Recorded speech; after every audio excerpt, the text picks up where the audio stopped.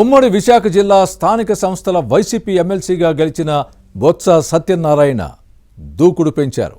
రాజకీయాలను తన గుప్పెట్లో పెట్టుకోవడానికి పెద్ద స్కెచ్చే వేశారు. ఇప్పటికే 2 జిల్లాల్లో పూర్తి పట్టు సాధించిన బొత్స తదుపరి యాక్షన్ ప్లాన్ ఏంటి? ఉత్తరాంధ్ర జిల్లాల్లో బొత్స రాజకీయంగా బలపడితే నష్టమని సైకిల్ పార్టీ నేతలు భావిస్తున్నారా? టీడీపీ హైకమాండ్ ఆలోచనలేంటి? Was this inside story?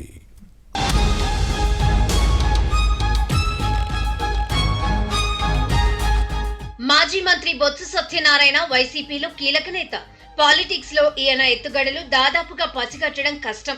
Botsa scene అయిపోయిందని అనుకునే లోపే మళ్లీ బలం పుంజుకొని ఎంట్రీ ఇవ్వడం ఈయన ప్రత్యేకత. 2024 సార్వత్రిక ఎన్నికల్లో బొత్స సత్యనారాయణ విజయనగరం జిల్లా చీపురుపల్లి నియోజకవర్గం నుంచి పోటీ చేసి టీడీపీ అభ్యర్థి కళా వెంకట్రావు చేతిలో ఓడిపోయారు. అలాగే బొత్స కుటుంబ సభ్యులు కూడా కూటమి దాటికి తట్టుకోలేక పరాజయం పాలయ్యారు. దీంతో ఇక బొత్స పని అయిపోయిందని వైసీపీలో ఈయన వ్యతిరేకులు అనుకున్నారు. కానీ అసలు కథ ఇక్కడే ప్రారంభమైంది. విశాఖ జిల్లా రాజకీయాలలోకి ఎంట్రీ ఇచ్చి ఫ్యాన్ పార్టీ నేతలకు షాక్ ఇచ్చారు.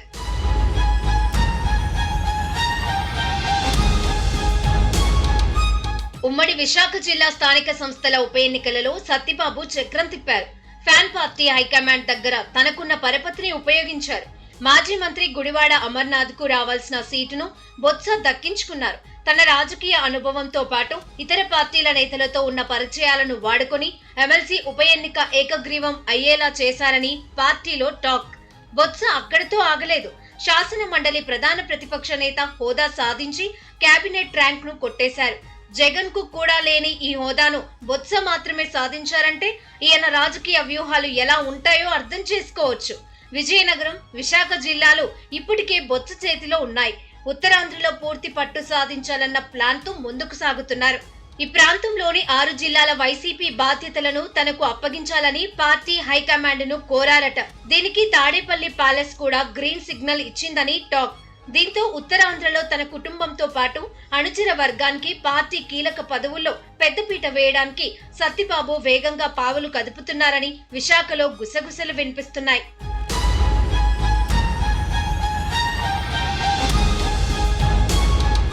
సత్యబాబు విశాఖ జిల్లా రాజకీయాలలోకి అడుగుపెట్టిన తర్వాత టీడీపీ టెన్షన్ పడుతోంది. రాజకీయ ఎత్తుగడలను నిశితంగా పరిశీలిస్తోంది. దూకుడుకు ఇప్పుడు కళ్ళెం వేయలేకపోతే భవిష్యత్తులో కేవలం ఉమ్మడి విశాఖకే కాదు, ఉత్తరాంధ్రలో పార్టీకి తీవ్ర నష్టం తప్పదని జిల్లా టీడీపీ నేతలు ఇప్పటికే పార్టీ హైకమాండ్ దృష్టికి తీసుకెళ్లారట.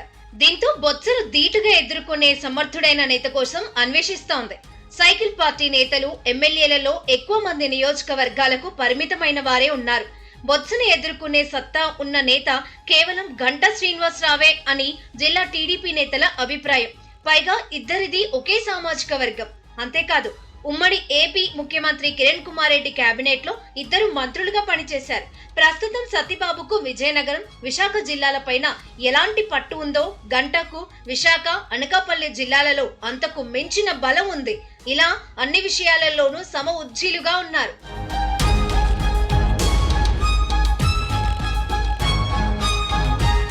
మరోవైపు రాజకీయ వ్యూహ రచనలో బొత్స కంటే గంటానే ఓ ఆకు ఎక్కువ చదివారని అంటారు. సత్యబాబుకు ఎన్నికల్లో ఓడిపోయిన అనుభవం ఉంది.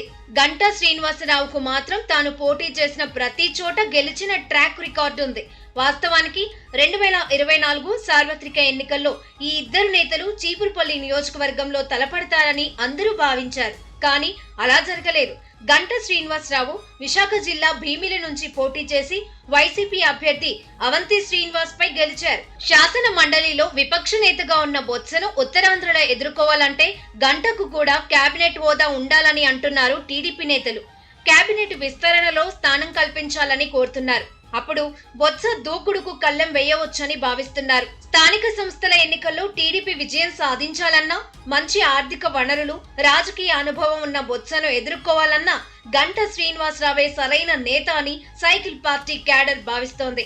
గంటకు మంత్రి పదవి ఇస్తే బొత్స స్పీడ్ కు బ్రేకులు వేయవచ్చని అంటోంది. మరి విశాఖ తెలుగు తమ్ముళ్ల అభిప్రాయాలను సైకిల్ పార్టీ హైకమాండ్ గౌరవిస్తుందా? బొత్సను ఎదుర్కోవడానికి ఎలాంటి ప్లాన్ అమలు చేస్తుందో చూడాలి.